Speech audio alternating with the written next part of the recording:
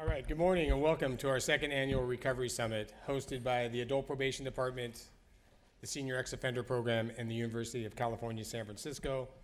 My name is Steve Adami and I'm the Reentry Services Manager with the Adult Probation Department, and today I'm going to be your host. So welcome.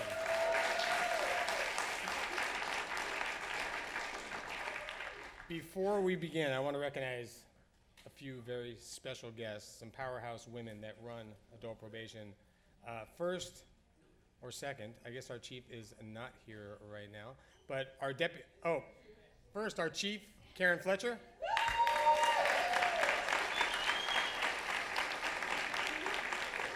Our deputy chief, Jana Taylor.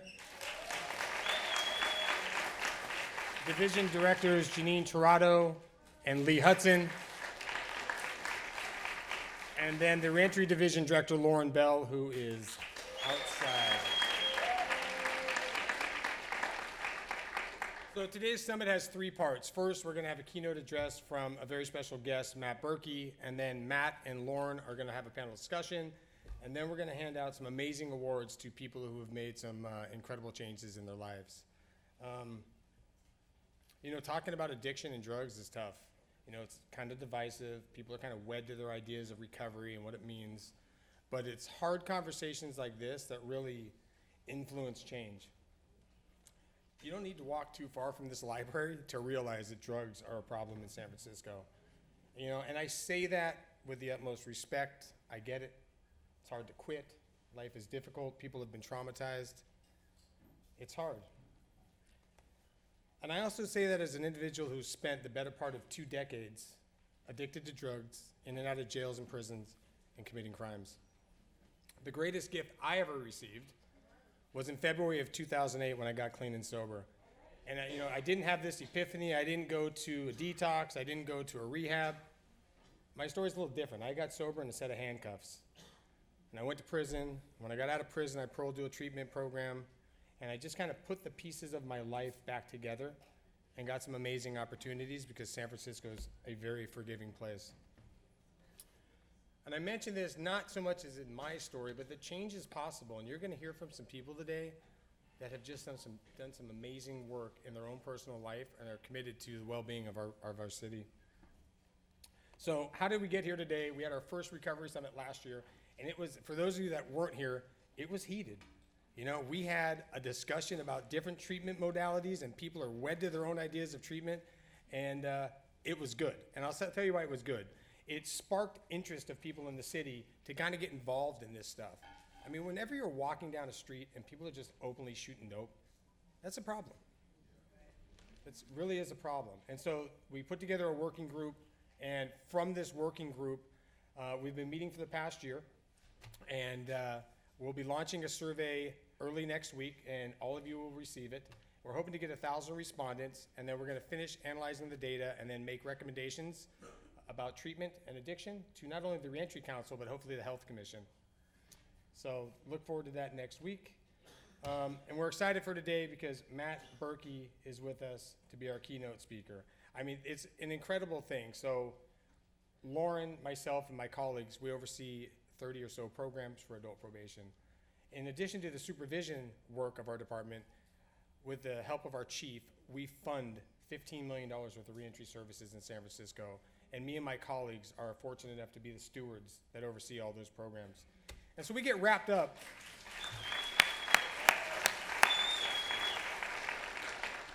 We get wrapped up like in our day-to-day lives, and we kind of forget about stuff once in a while. So it was like March, and we're like, hey, what are we gonna do about this recovery summit? We already had the theme. Like last year, we wanted to talk about treatment.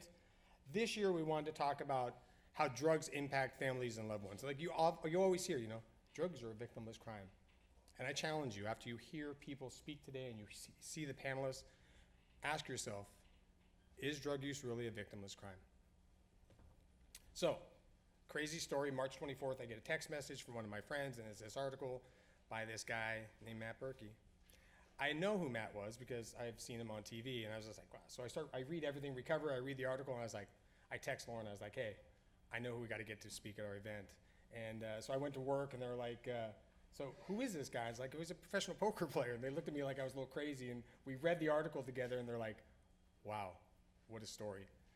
How are we going to get him to speak? And so, you know, I'm a drug addict, a little bit crafty, and it is what it is. And I was online, and I went to his poker academy, and there's a little thing that says contact, and it said applications at his academy. And I just sent him an email, and I was like, here's who I am, here's what we're doing, here's what I'd read, you would be awesome, would you join us? And my own staff don't email me back. Like within an hour he responded, he's like, hey, I am super interested in this, let's talk. And then we exchanged numbers, and the rest was history. And you know, it's quite an amazing thing. You know, Matt brought himself and his friends down here to join us today. And, you know, it's June, and Matt is a professional poker player. And June is like, you know, the holy grail of poker. And he left the World Series of Poker to be with us today, which means so much to us. So please join me in welcoming a very special guest from Las Vegas, Nevada, Matt Berkey.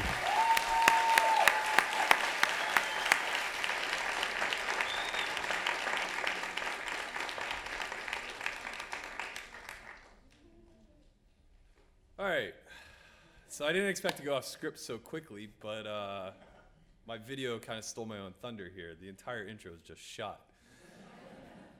I wanted to open with that story of me kind of lying in bed at 14 where, you know, I'm home alone, and it was not an uncommon occurrence.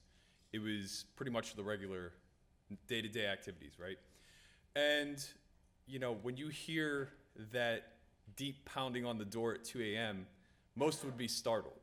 But I went through kind of a different gamut of emotions. My immediate response was somewhat relief. Anytime that you're dealing with somebody who is an addict to the point where, you know, they can't really even help themselves any longer, it gets to this sense where you just wonder when the dam is going to break. And you understand that it has to go one way or the other. And nobody wishes for the extremes. As I kind of mentioned in the video, my nightly prayers were the same things every single time. It was, please let me make it as a professional baseball player, and please let my mother figure her way out of this awful path that she's fallen down. But the emotions didn't just stop there, because I still had to answer the door. I still had to deal with what was ever on the other side. I had just like come to accept that at some point in time, I was gonna get that call. I opened the door. It was my landlady, as mentioned in the video, and you know, she just basically said that my granddad was on his way. Something happened to my mom. I had to take care of it. And then I went through a litany of other emotions that I think most people who are a byproduct of addiction are kind of dealing with on the regular. Whether they're suppressed or they're at the surface, I think you're constantly fighting this struggle between this fear that the person that you care about is going to destroy themselves completely, and now you're going to have to mourn them.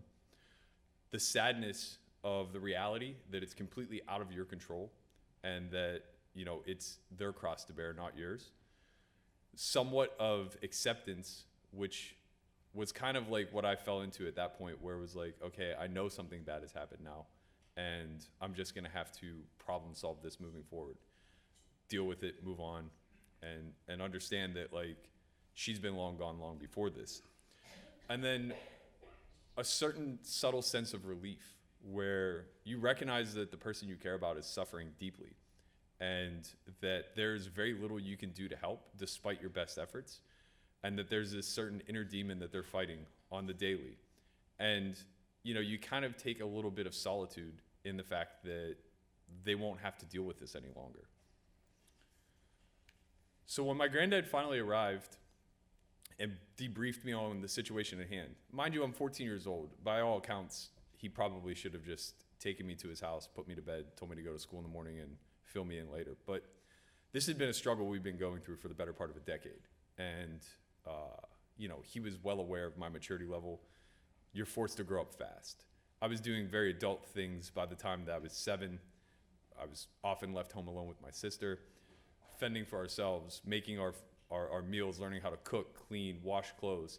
And you take that stuff for granted whenever you are kind of like brought up in a traditional household. But the fact of the matter is, like, if we wanted a clean space in the house, we had to do it. I can recall times where we didn't own vacuum cleaners. We didn't have anything. We didn't have phones. We didn't have cable. We were so dirt poor. And I recall a time where I was in my bedroom on my hands and knees with a ruler, scraping up crumbs, just to get some level of control back in my environment. So, you know, that level of maturity kind of forces you to grow up very, very fast and handle adult situations in a way that maybe you're not mature enough emotionally yet to deal with, but you really don't have a choice. So, like, I look back on that very fondly. I'm happy that he had the confidence in me to kind of say, like, look, this is what we're dealing with. Come with me. And when he filled me in on what it was, that my mother was soliciting sex for in exchange for drugs to an undercover police officer, I was just enraged. And not in a way that was very becoming of me.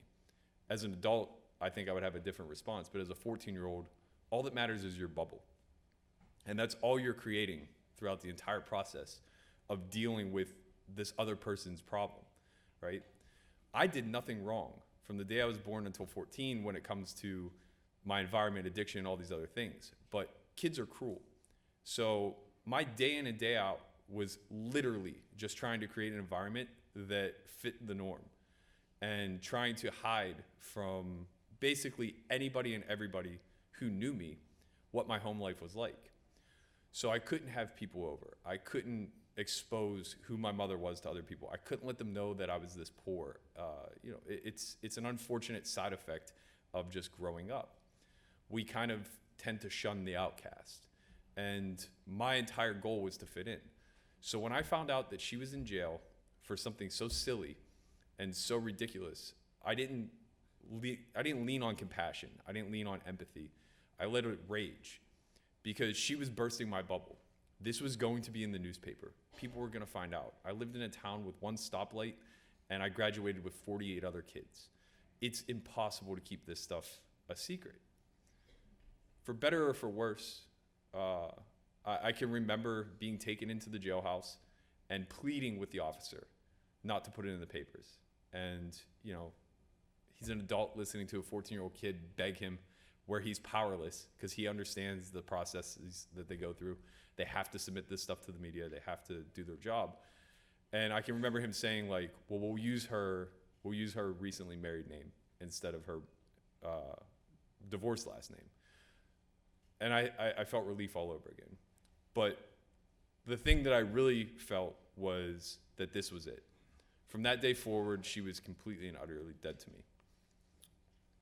In the blog that was referenced in Dead Money, I kind of wrote about this. And I said that from that day until college, I turned my back on my mother. Her life spiraled, and I mourned. I suppressed any sadness or sympathy I could muster, and I turned a cold shoulder to her apologies and requests to reconnect. I spent so much of my childhood hiding what she had become that I rationalized away the guilt, and she was completely and utterly dead to me. I think that it's easy to demonize people who fall victim to addiction or any other vices or bad paths. At the core, we're all human. And being reflective, it's easy for me to understand that a lot better now. It's easy for me to look back and realize that addiction has a face. So I kind of wanted to not leave this bitter taste in everyone's mouth and kind of backtrack a little bit further and paint a picture of who my mother actually was prior to the day that I decided she was no longer going to be in my life. She was born in the late 50s, so her childhood was largely through the late 60s and 70s. She was a byproduct of the drug culture. It's just how the world was back then. She ran away at 18. Her and my grandmother had a very tumultuous relationship, which is very difficult for me to process because my grandparents were my saving grace. They treated me like, I can't even put into words how much of saviors they were to myself and my sister as far as like keeping us in line and making sure that we became something. By age 20, she was raped. And I know this because she had no problems telling me about her past, her present, and how sad she was with who she'd become. By the age of 8, I was fully understanding of her past and the struggles that she had gone through. A lot of this is a byproduct of what I witnessed in my environment growing up. By 22, she was married to an Army sergeant, my father, and by 25, she had had 2 children. Now, the problem with this is that my dad was incredibly abusive. And I don't know this from speculation, I've witnessed it. I've seen everything from him throw her through walls, to choke her to passing out, even to a point where I can remember very vividly, I was probably about 4 years old, and my dad came home in a storming rage.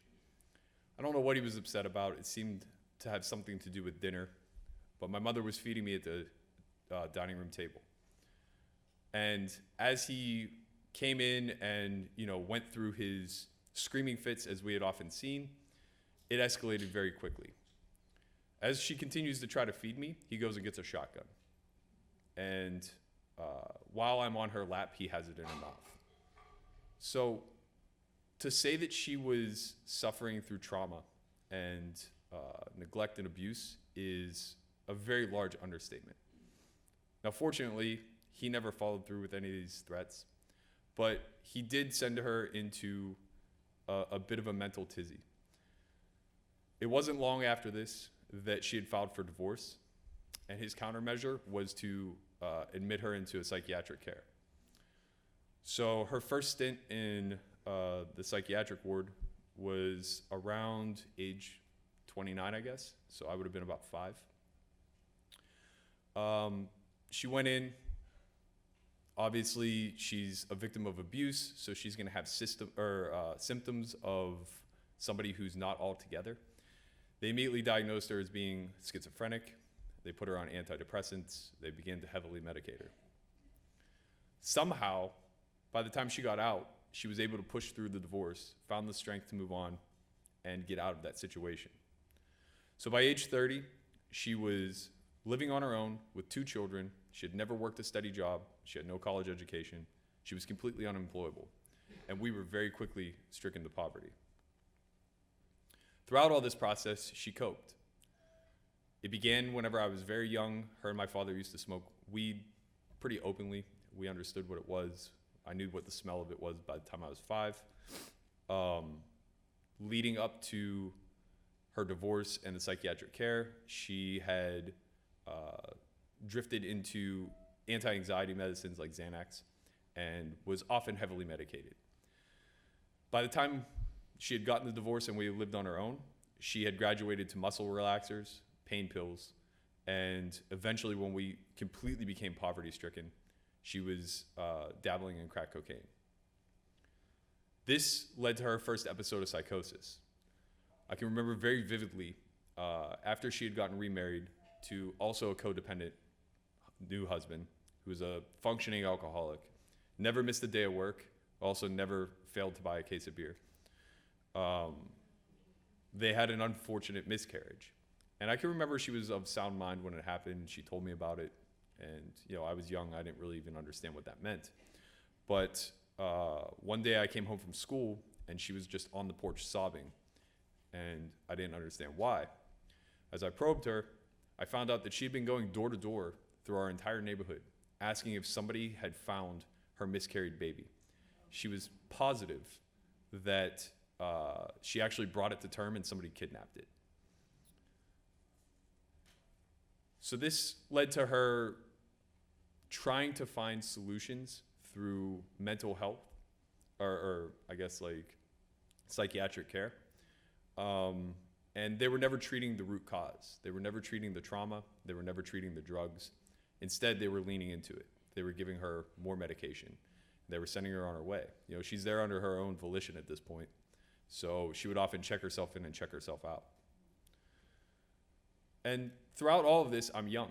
I'm loyal to my mother. My sister and I wouldn't leave her side. We would spend weeks at a time with my grandparents, but it was something where it's just difficult to separate children from their parents at that young of an age. So we clung to hope. My childhood prayers were dominated by the common request of asking God to get my mother help. Moreover, to ensure she got home every night safely. By the time I was 13, I'd been there for her schizophrenic episodes. I'd spent a summer visiting her in a mental ward. I'd seen her choked, beaten, thrown through walls. I was also there when she attempted to cope. I tried to talk to her when her speech was so slurred beyond comprehension from abusing pain pills that she couldn't get a word out. I was in the car when she traded an old VCR for crack. I signed my sister's excuse blanks when she was too far gone to drag herself out of bed. But through it all, I prayed and begged she'd see the light to better herself for our sake. I was selfish. I thought everything had to be for our sake. I didn't care that we lived in a roach-filled apartment or that by her early 30s she had taken on the appearance of somebody who lost all will to live. I still saw the good in my mother. I wanted the best for her, and though I begrudged her on a daily basis for her decisions, I knew deep down there was a genuinely good person there. I know because no matter how strung out she had become, she always wanted for our happiness. There was such little control in her life, but she understood that school and friends meant the world to me. So despite moving multiple times in our childhood, we never left my hometown. Barely able to care for herself, she still pulled it together to ensure that our clothes were always clean. And on the rare occasion that there was actually fresh food to cook, we were sure to be served a home-cooked meal. Most importantly, she had enough presence of mind to build a strong relationship between myself and my grandparents. At the time, I felt like all my prayers were falling on deaf ears. But reflecting back, I realized my grandparents were the godsend that I had requested. It's a weird thing to grow up in this sort of environment and deal with the anxiety that comes along with it all throughout childhood. But I can't fathom that I'd be standing here today or that I would be even remotely 10% as accomplished as I am if it weren't for being exposed to this at a young age. She built me, and she did it by exemplifying herself as what not to do. She was very open and transparent. She trusted me to a fault. And it's these examples that she gave that prevented me from ever straying outside the lines.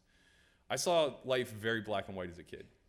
I was very critical of those caught in the struggle. I was very critical of people who did wrongdoing.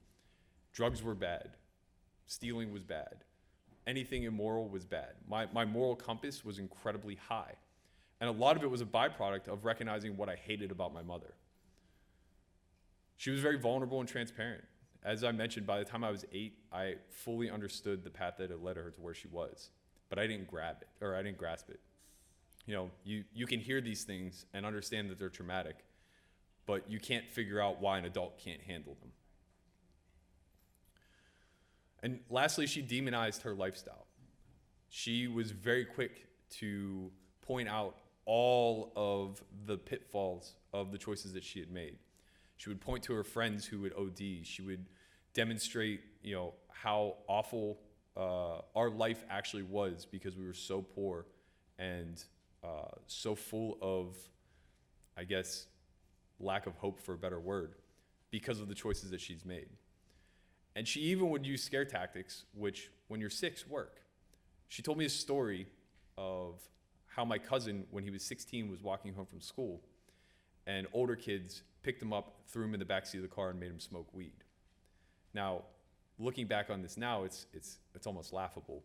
Like, what a silly thing. That obviously didn't happen, and even if it did, it's not going to be that traumatic of an experience comparatively. But she had the fear of God in me when it came to those things. Like, that was equivalent to a kidnapping as far as my eyes worked.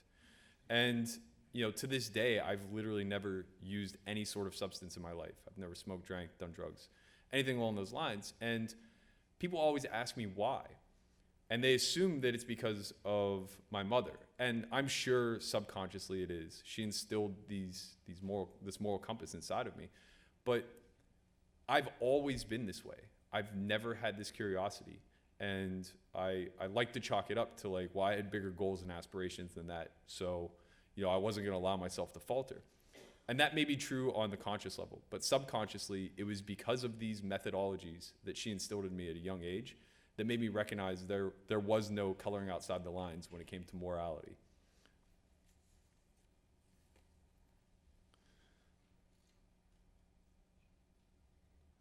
The thing is, I still remembered who she was deep down. The version of her who loved me and my sister unconditionally. the woman who spent the better part of my life encouraging me to conquer the world. Eventually, the anger and the disdain subsided. I began to understand her mental illness and realized real-world problems, particularly addiction, don't get solved through turning a blind eye or casting someone aside in hopes that they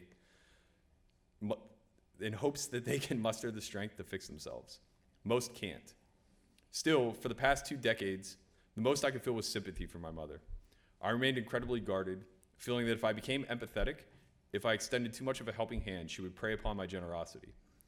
I would go so far as to pick up the tab when she'd bottom out, and I'd answer her calls in moments of clarity when I realized not every call was a plea for cash, but more so a subtle cry for help. The mix of excitement and hurt in her voice each time I answered the phone made me often question if I was right to distance myself. Unfortunately, I was still selfish. I was concerned with protecting myself from her lifestyle, and I never stepped in to offer her a way out. She was too far gone in my eyes, or perhaps I was just too far removed. So as you heard in the Dead Money video, her death was very underwhelming when it occurred. Months prior to her passing, she had overdosed, and I was actually home. My grandmother had just been diagnosed with terminal cancer, so I was there to start the process of caring for her. And I got a call from my sister. Hey, mom's in the ICU. She overdosed last night. She needs somebody to go pick her up. She's being let out soon. So, it's just been my role to kind of shoulder the load with this kind of stuff. I still had a lot of resentment towards her, but largely I just moved past it and decided that I would go pick her up. And when I did, I just didn't see the hope anymore. She was just too far gone. She was lucid in nature. She seemingly was just spouting a lot of nonsense that wasn't really founded in reality. But through it all, she was just like extremely excited and proud that I was there to pick her up. Almost like as if she got admitted in the hopes that I would be the one to grab her and shake it out of her. Obviously, I still was very cold. I turned my back on her again, and I sent her on her way. A couple months later, I was playing a World Series event, and I just get a simple text from my sister. Hey, mom died in her sleep last night. And to be honest, I didn't feel anything. I didn't know what to feel. I went back to that 14-year-old laying in bed hearing the knock at the door, and I understood all of the emotions all over again.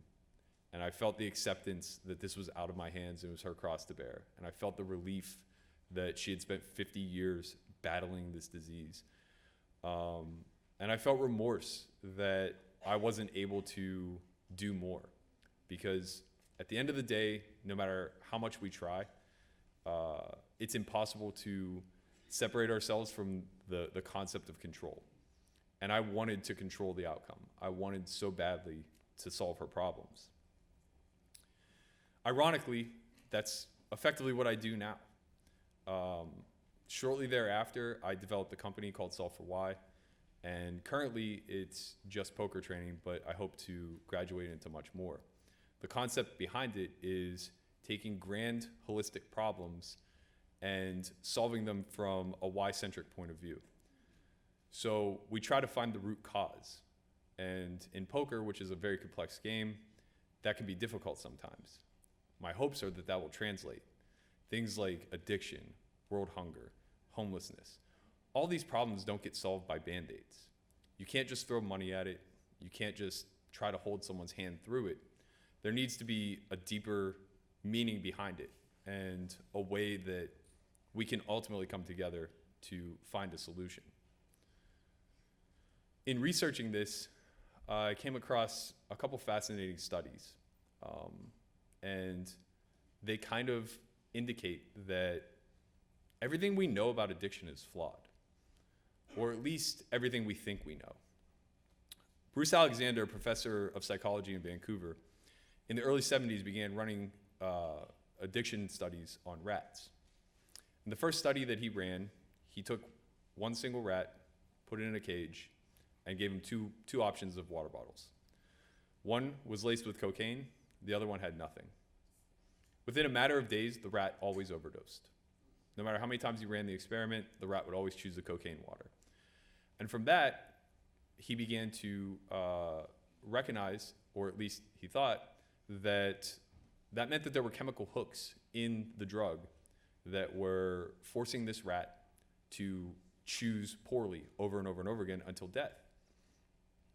But after about a decade of running studies similar to this, he thought, well, let me change the variables, because in this situation, it's just one rat, 2 water bottles in a cage. And he developed this thing called Rat Park. Now, in Rat Park, we see much more of a common social construct. So the rat was surrounded by a litany of friends, potential mates, as much food as it could eat, obstacles to play with, and then 2 water bottles, one laced with cocaine and one with just water. And over a number of trials, they found no overdoses. The rat very rarely chose the cocaine. It chose society instead. So that kind of poses the question of, what if addiction is environmental? Humans by nature are social creatures. We want to be integrated. We're tribal, right? We want to have a community. We want to have a pecking order. We want to be able to puff our chest and be proud of ourselves and those around us. When we're isolated or exiled, we look to bond elsewhere. And often that elsewhere will just be substance. It's escapism from an unfulfilling reality. In the current system, most addicts are going to go through a societal judgment similar to what I was imploring on my mother at 14. They're going to be ostracized. They're going to be embarrassed. They're going to be punished. And they're going to be stigmatized. Currently speaking, addicts are suffering all of these things on a daily basis. They are going to jail for usage. They're going to jail for survival mechanisms of selling or stealing or whatever they're doing to try to get by, because off the back end of addiction is poverty. If we then recognize that the opposite of addiction is connection, shouldn't we be putting our resources towards reintegrating people? In the early 2000s, Portugal had 1% of their population addicted to opioids. They decided at that point all of their methodologies were just failing. So instead of getting more scrutiny on the laws, cracking down, putting more people in jail, they instead decided to make it fully legal. And all the money that they were pouring into prevention, they were reallocating to recovery methods. Consider it a human park. They were creating programs that would reintegrate people to society, that would put people back into communities, that would give them purpose in life. 15 years later, the IV drug usage went down by 50%. It's a significant improvement. So then what's the big picture solution? It's way above my pay grade. I don't necessarily know. But speaking from my own perspective, if I could go back and do it all over again, if I was mature enough at 14 to know what I know now, I would start with acceptance. As somebody who is indirectly impacted, the first thing you need to do is strip away the layer of anger, because that's the knee-jerk reaction. So I would accept that it's not my cross to bear. I would accept that it's not an attack against me and that my mother isn't doing this purposefully to hurt me. And I would accept that everybody's flawed. And her flaw just seems to be a lot more obvious to me than most others. I would try to provide value rather than some sort of Band-Aid. So I would offer her love, comfort, understanding. Basically encourage her to help herself. Because at the end of the day, no matter what we try to do as outsiders, we have no control over the situation of the person who's suffering on a day-to-day basis. And lastly, I would try to empathize. And I can't personally empathize because I've never experienced drug use, but I understand suffering. And that's ultimately what this distills down to. There's something going on in the brain of a user, of an addict, that is forcing them to choose the water bottle with cocaine instead of Rat Park. And the best thing that we can do as a support system is to try to recognize that suffering without a solution is one of the most ultimate hells that we can experience on earth. So just finding a way to make a connection with people who are going through it and give them a pathway back into being a normal person in the society is, in my opinion, the only way that we see a solution here. Friday evening in 2015, I couldn't sleep. I was physically and mentally exhausted from the long hours of play during the World Series of Poker, yet I couldn't quite quiet my thoughts. And I don't struggle to sleep. I'm the kind of person who, when my head hits the pillow, I'm out like a light. For some reason, my mother was on my mind in a way that I hadn't felt since I was a kid. I questioned why it was so easy for me to treat her like a burden, and why I hadn't made more of an effort to extend a helping hand in a meaningful way, not just financially. Having come from nothing, I have no tolerance for an apathetic crowd who turn a blind eye to poor souls who have been beaten to their knees by life. Yet, there I laid. It was an internal struggle that finally allowed me to acknowledge that I had finally forgiven her. That through it all, I was a better man for having been raised by a woman who did everything wrong but truly ached to make it all right. I closed my eyes with a promise to myself that next time she called, I would answer. Unfortunately, the next afternoon, I found out my mother passed away that night in her sleep. Thank you.